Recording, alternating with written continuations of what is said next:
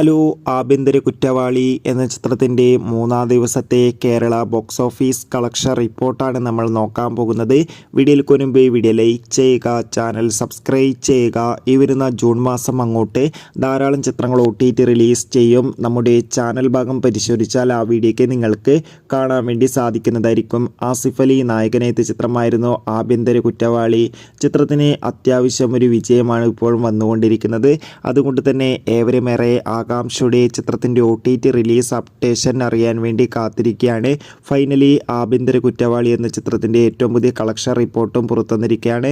ചിത്രത്തിന് ഇന്ന് മൂന്നാം ദിവസമായ ഞായറാഴ്ച അത്യാവശ്യം ഒരു ബുക്കിംഗ് ആണ് കേരളത്തിൽ നടക്കുന്നത്. അതുകൊണ്ട് തന്നെ 1 കോടിക്ക് അടുത്ത് വരെ ഇന്ന് കേരള ബോക്സ് ഓഫീസ് കളക്ഷൻ നേടിയെടുക്കാൻ വേണ്ടി സാധിക്കുമെന്നാണ് ട്രാക്കിംഗ് റിപ്പോർട്ടുകൾ സൂചിപ്പിക്കുന്നത്. കാത്തിരിക്കാം ചിത്രത്തിൻ്റെ കൂടുതൽ അപ്ഡേഷൻ അറിയാൻ വേണ്ടി. ആഭ്യന്തര കുറ്റവാളി എന്ന ചിത്രം കണ്ടവരുടെ അഭിപ്രായം തീർച്ചയായും കമൻറ്റ് ബോക്സിൽ രേഖപ്പെടുത്തുക.